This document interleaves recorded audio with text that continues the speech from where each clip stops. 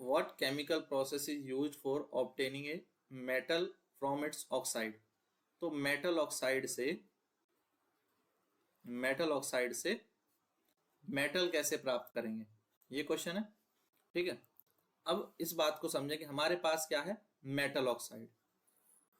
अब कोई भी अगर हमारे पास मेटल ऑक्साइड है, यानी मेटल के साथ ऑक्सीजन जुड़ी होगी, तो उसकी अगर आप कार्बन के साथ रिएक्शन कराएं तो क्या बनेगा, तो आपको मेटल प्राप्त हो जाएगा, प्लस बनेगा carbon monoxide gas, carbon monoxide. ठीक है, ये बनेगा।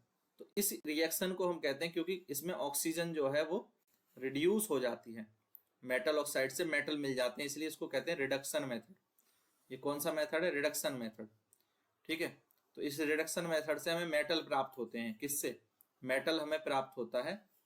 ठीक है, use to obtain metal from its oxide, metal oxide से मेटल मिलता है।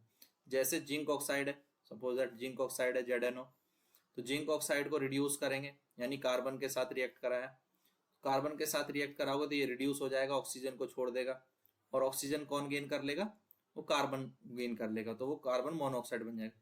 तो कार्बन का तो हुआ है ऑक्सीडेशन, देखो कार्बन का ऑक्सीडेशन हुआ है, और जिंक ऑक्साइड का क्या हुआ है, रिडक्शन।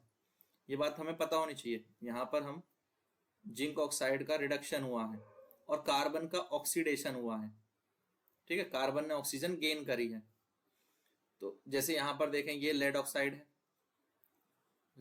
है, और ये कार्बन है, चारकोल। ठीक है, चारकोल पाउडर है। तो लेड ऑक्साइड की जब कार्बन के साथ रिएक्शन कराएंगे तो हमें क्या मिलेगा, लेड मिलेगा। ठीक है, Pb, साथ ही एक गैस निकलेगी, कार्बन मोनोऑक्साइड। तो इस तरह से ये रिएक्शन कंप्लीट होती है। क्लियर है।